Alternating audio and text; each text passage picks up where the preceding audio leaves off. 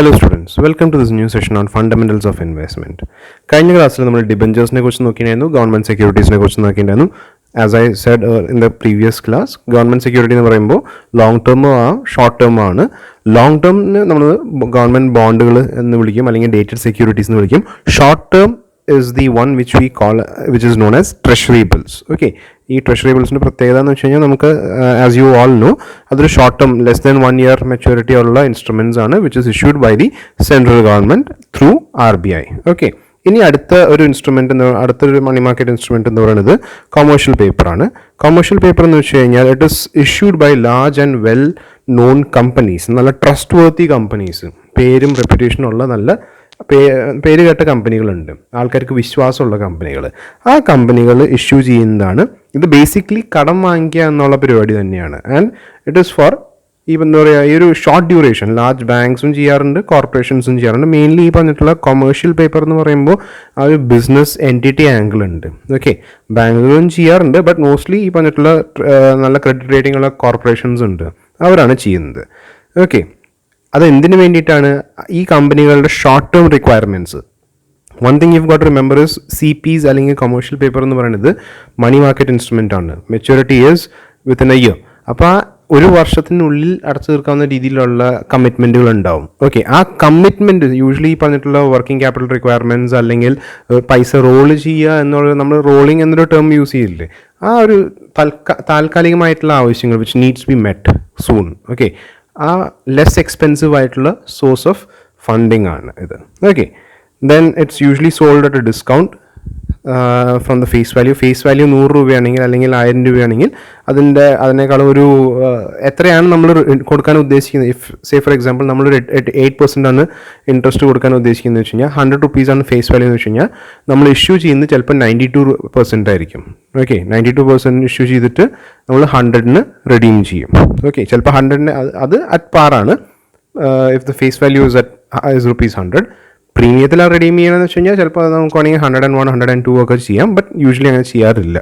Okay, then the interest is usually lower than that of banks. Banks of വാങ്ങിക്കുന്ന ഇൻട്രസ്റ്റിനേക്കാളും കുറച്ചുകൂടി കുറവാണ് ഈ പറഞ്ഞിട്ടുള്ള rate.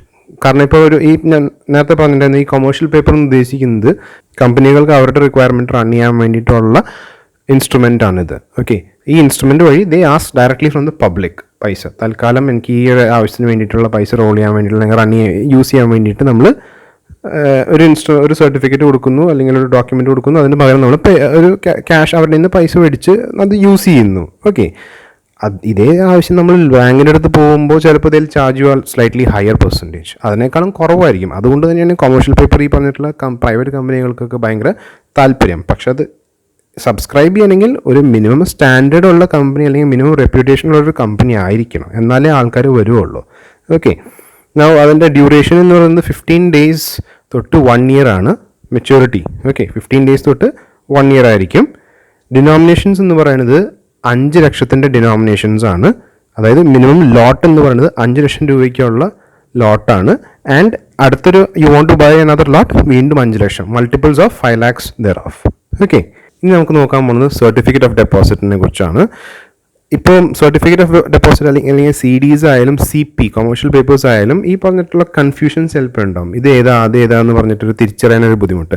I explain, there is a short cut for that to understand അല്ലെങ്കിൽ to remember which is which. Okay, but before that let's explain അല്ലെങ്കിൽ let me explain what CD is. CD എന്ന് പറയുന്നത് ആർക്കൊക്കെ ഇഷ്യൂ ചെയ്യാം? അതൊരു time deposit ആണ്. നമ്മുടെ FD പോലത്തെ ഒരു സംഭവം തന്നെയാണ്. ഒരു പെർട്ടിക്കുലർ ടൈം വരെ you won't be able to redeem it. Okay, ഇന്നൊരു ടൈം തൊട്ട് ഇന്ന ടൈം, ഇന്നൊരു മെച്യൂരിറ്റി ഡേറ്റ് ഉണ്ട്. ആ മെച്യൂരിറ്റി ഡേറ്റിലാണ് തിരിച്ച് പൈസ കിട്ടുള്ളൂ. ഇത് ആർക്കൊക്കെ ഇഷ്യൂ ചെയ്യാം? ജനറലി ഇത് ഇഷ്യൂ ചെയ്യാൻ പറ്റുന്നത് ബാങ്ക്സ് ആണ്, ഷെഡ്യൂൾ ബാങ്ക്സ്. RRBs അല്ലെങ്കിൽ റീജിയണൽ റൂറൽ ബാങ്ക്സ് ചെയ്യാൻ പറ്റില്ല, ലോക്കൽ ബാങ്ക്സ് ചെയ്യാൻ പറ്റില്ല. പിന്നെ ചെയ്യാൻ പെർമിഷൻ ഉള്ളത് RBI അലൗ ചെയ്തിട്ടുള്ള financial institutions. Okay, all India financial institutions that are permitted by RBI. എന്തിനു വേണ്ടിയിട്ട്? ഷോർട്ട് ടേം റിക്വയർമെൻറ്റ്സിന് വേണ്ടിയിട്ട്. ഓക്കെ, നൗ അതിൻ്റെ ഒരു ഫിക്സഡ് മെച്യൂരിറ്റി ഡേറ്റ് ഉണ്ട്. നേരത്തെ പറഞ്ഞ പോലെ ടൈം ഡെപ്പോസിറ്റ് ആണല്ലോ, അപ്പോൾ ഫിക്സഡ് ആയിട്ടുള്ള മെച്യൂരിറ്റി ഡേറ്റ് ഉണ്ട്. And it can be withdrawn before that. Then ഇതൊരു ഡെപ്പോസിറ്റ് ആണ്. ഈ ഡെപ്പോസിറ്റ് നമ്മൾ വാങ്ങി നേരത്തെ FD നമ്മൾ നിങ്ങൾ ഒരു FD ഇട്ടിട്ടുണ്ടെങ്കിൽ നിങ്ങൾക്കറിയാം ബാങ്കിൽ പോയിട്ട് you have money in your account, അല്ലെങ്കിൽ നിങ്ങൾ കയ്യിൽ ക്യാഷും കൊണ്ട് പോകുന്നു. You deposit that in the bank. നിങ്ങളുടെ അക്കൗണ്ടിൽ ഡെപ്പോസിറ്റ് ചെയ്യുന്നു. നിങ്ങളുടെ ബാങ്ക് അക്കൗണ്ടിൽ നിന്ന് അത് FD ആയിട്ട് കൺവേർട്ട് ചെയ്യുന്നു. FD കൺവേർട്ട് ചെയ്യുമ്പോൾ ആ ഒരു എമൗണ്ട് നിങ്ങളുടെ സേവിങ്സ് ബാങ്കിൽ നിന്ന് എടുത്ത് പോകും. അതിന് പകരം നമുക്കൊരു സർട്ടിഫിക്കറ്റ് തരും, FD സർട്ടിഫിക്കറ്റ് എന്ന് പറഞ്ഞിട്ട്. ഓക്കെ, ഡെപ്പോസിറ്റ് സർട്ടിഫിക്കറ്റ് ആണിത്. ഈ deposit certificate is the proof that you have A fixed deposit with the bank. And ഈ ഫിക്സഡ് ഡെപ്പോസിറ്റ് എന്താ, ആ ഒരു ടേം 1 ഇയറിനാവാം, 6 months ആവാം, 3 years ആവാം, 10 years ആവാം. എപ്പോഴാണ് മെച്യൂരിറ്റി അപ്പോഴാണ് നിങ്ങൾക്ക് ബ്രേക്ക് ചെയ്യാൻ പറ്റുക. ക്ലിയർ? ഫിക്സഡ് ഡെപ്പോസിറ്റിന് കുറച്ച് ഫ്ലെക്സിബിലിറ്റീസ് ഉണ്ട്, ബട്ട് ഈ പറഞ്ഞിട്ടുള്ള സർട്ടിഫിക്കറ്റ് ഓഫ് ഡെപ്പോസിറ്റിന് ആ ഫ്ലെക്സിബിലിറ്റി ഇല്ല. പക്ഷേ സർട്ടിഫിക്കറ്റ് ട്രാൻസ്ഫറബിൾ ആണ്. You can transfer to another person. Okay, അത് ഹോൾഡ് ചെയ്യാൻ പറ്റുന്നത് 2 രീതിയിലാണ്. ഇലക്ട്രോണിക് ഫോമിലും ഹോൾഡ് ചെയ്യാം, ഫിസിക്കൽ കോപ്പിയും ഹോൾഡ് ചെയ്യാം. ഇലക്ട്രോണിക് ഫോം ആണെങ്കിൽ ആ ഡിമാറ്റിൻ്റെ റൂൾസ് ആൻഡ് റെഗുലേഷൻസ് അനുസരിച്ച് നമുക്ക് ട്രാൻസ്ഫർ ചെയ്യാം, ഷെയർ ട്രാൻസ്ഫർ ചെയ്യുമ്പോൾ നമുക്ക് ട്രാൻസ്ഫർ ചെയ്യാം. ഫിസിക്കൽ കോപ്പി ആണെങ്കിൽ എൻഡോഴ്സ്മെൻറ്റ് വഴിയാണ് നമുക്ക് ട്രാൻസ്ഫർ ചെയ്യാൻ പറ്റുന്നത്.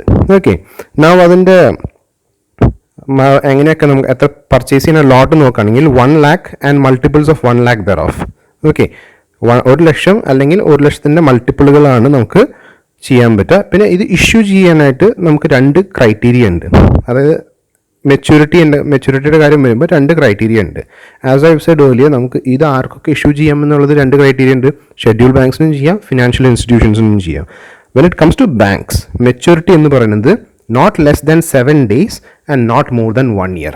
7 ദിവസത്തിനേക്കാളും കുറവാവാനും പാടില്ല, 1 വർഷത്തിനേക്കാളും കൂടുതലാവാൻ പാടില്ല. When it comes to banks. Okay, ബാങ്കുകൾ ഇഷ്യൂ ചെയ്യുമ്പോൾ. ഫിനാൻഷ്യൽ ഇൻസ്റ്റിറ്റ്യൂഷൻസ് ആണ് ഇഷ്യൂ ചെയ്യുന്നതെന്ന് വെച്ച് കഴിഞ്ഞാൽ 1 വർഷത്തിനേക്കാളും കുറവാവാൻ പാടില്ല, 3 വർഷത്തിനേക്കാളും കൂടാൻ പാടില്ല. Clear? That is the criteria when it comes to certificate of deposit. Now ഞാൻ നേരത്തെ പറഞ്ഞിട്ടുണ്ടായിരുന്നു CPയും CDയും തമ്മിൽ തിരിച്ചറിയാനായിട്ടൊരു എളുപ്പ വഴി. ഡെപ്പോസിറ്റ് എന്ന് പറയുമ്പോൾ ബാങ്ക് എന്ന് ഓർത്താൽ മതി. Okay, certificate of deposit banks. Okay, commercial paper CP, commercial ബിസിനസ്സുകാർ. Okay, this is 1 simple technique you can differentiate between CP and CD. Okay, then the next one is repurchase agreements, repo എന്ന് പറയും. Okay, now repo എന്ന് പറയുന്നത് വളരെ interesting ആയിട്ടുള്ളൊരു instrument ആണ്. now repo എന്ന് പറയുന്നത് ഈ റെപ്പോ അഗ്രിമെൻറ്റിൽ 2 പോയിന്റ് ഓഫ് വ്യൂ അല്ലെങ്കിൽ 2 കാര്യങ്ങളുണ്ട്. റെപ്പോ ട്രാൻസാക്ഷനും റിവേഴ്സ് റെപ്പോ ട്രാൻസാക്ഷനും. It all differs on the view point. Okay, ആ വ്യൂ പോയിന്റ് വെച്ചിട്ടായിരിക്കും വ്യത്യാസം വരുന്നത്. Repo transaction, a holder of securities sells them to an investor with an agreement to repurchase at a predetermined date and rate.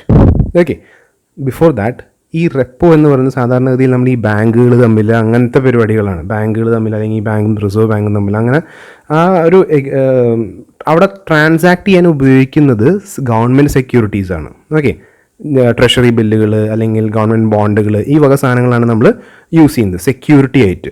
Okay, and ഇവിടെ നടക്കുന്നതെന്ന് വെച്ച് കഴിഞ്ഞാൽ ഏതെങ്കിലും ഒരു ഇൻസ്റ്റിറ്റ്യൂഷൻ, ഇപ്പോൾ take bank A and bank B for example.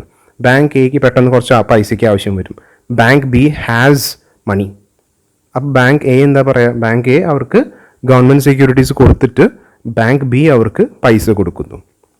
അതാണ് transaction. Repo transaction എന്താ, holder of the security. ഇപ്പോൾ imagine bank A requires the money. Okay, അവരുടെ കയ്യിൽ സെക്യൂരിറ്റി ഉണ്ട്. അപ്പോൾ ബാങ്ക് A ആണ് ഹോൾഡർ ഓഫ് സെക്യൂരിറ്റി. ഈ holder of security he sells that security to an investor. ഇവിടെ ഇൻവെസ്റ്റർ എന്ന് ഉദ്ദേശിക്കുന്നത് ബാങ്ക് B ആണ്. ബാങ്ക് ബിയുടെ കയ്യിലാണ് പൈസ ഉള്ളത്. അപ്പോൾ ബാങ്ക് ബിയുടെ കയ്യിലേക്ക് സെക്യൂരിറ്റി അല്ലെങ്കിൽ ഗവൺമെൻറ് ബോണ്ട് കൊടുക്കും. അതിന് പകരം പൈസ ബാങ്ക് എക്ക് കിട്ടും. ക്ലിയർ?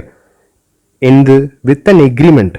ഒരു എഗ്രിമെൻ്റ് ഉണ്ട്, അതിനകത്ത് ഒരു ക്ലോസ് ഉണ്ട്. ആ എഗ്രിമെൻ്റ് എന്താ, ഒരു ഫ്യൂച്ചർ ടൈമിൽ, ഒരു ഫ്യൂച്ചർ ഡേറ്റിൽ, ഒരു പ്രീ ഡിറ്റർമൈൻഡ് റേറ്റിൽ ഇതേ ട്രാൻസാക്ഷൻ തിരിച്ചങ്ങോട്ട് വിടും. അതായത് ഇപ്പോൾ ഈ ബാങ്ക് A കൊടുത്ത സെക്യൂരിറ്റി ഉണ്ടല്ലോ, ആ ബാങ്ക് A കൊടുത്ത സെക്യൂരിറ്റി ഒരു ഫ്യൂച്ചർ ഡേറ്റിൽ തിരിച്ച് അതേപോലെ തന്നെ ഒരു പ്രീ ഡിറ്റർമൈൻഡ് റേറ്റിൽ അവർ തിരിച്ച് മേടിക്കുമെന്നുള്ളത്. Clear? That is repo transaction. Reverse repo എന്ന് പറയുന്നത് വേറെ ഒന്നുമല്ല, അതിൻ്റെ നേരെ തിരിച്ചുള്ള ഒരു ട്രാൻസാക്ഷനാണ്, മിറർ ഇമേജ് ആണ്. ഇറ്റ് ഈസ് ഫ്രം ദി ഈ പറഞ്ഞിട്ടുള്ള സെക്യൂരിറ്റി വാങ്ങുന്ന ആളുടെ പോയിന്റ് ഓഫ് വ്യൂ എന്നുള്ളതാണ്. Okay.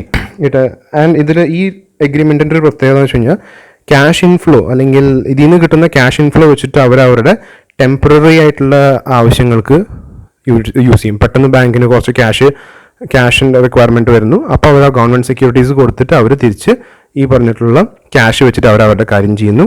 When they come across money they will do that same. അവർ ആ തിരിച്ച പൈസ കൊടുത്തിട്ട് സെക്യൂരിറ്റീസ് തിരിച്ച് മേടിക്കുന്നു.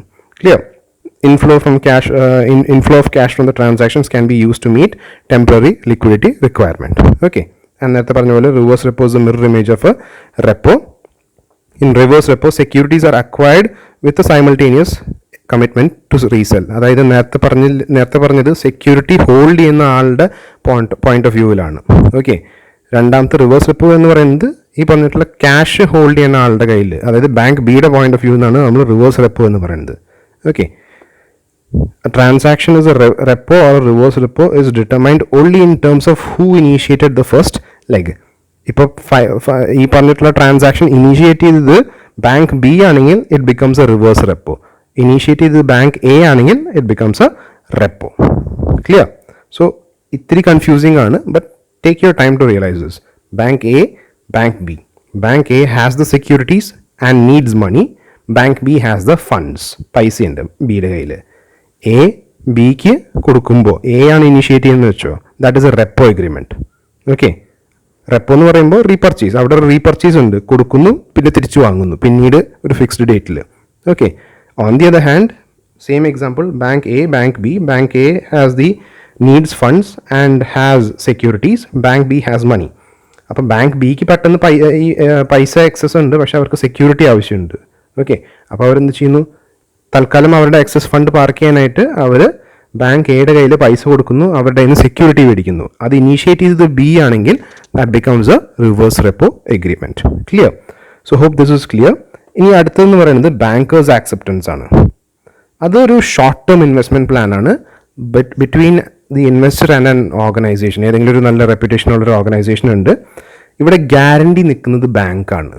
ഓക്കെ. ബാങ്കാണ് ഗ്യാരണ്ടി ആയിട്ട് നിൽക്കുന്നത്. ഓക്കെ. സാധാരണഗതിയിൽ ഈ ട്രാൻസാക്ഷൻ നടത്തണമെങ്കിൽ ഫേമിന് നല്ലൊരു ക്രെഡിറ്റ് സ്റ്റാൻഡിങ് ഉണ്ടാവണം. ആ ക്രെഡിറ്റ് സ്റ്റാൻഡിങ് ഇല്ലാത്ത ഫേംസിനൊന്നും നിൽക്കാൻ പറ്റില്ല. ഓക്കെ. ആൻഡ് അതിൻ്റെ മെച്യൂരിറ്റി ഡേറ്റ് എന്ന് പറയുന്നത് 30 days to 180 days. അതിനകത്ത് ഏറ്റവും കോമൺ ആയിട്ടുള്ളത് 90 days ട്രാൻസാക്ഷൻസ് ആണ്. ഓക്കെ. So thank you.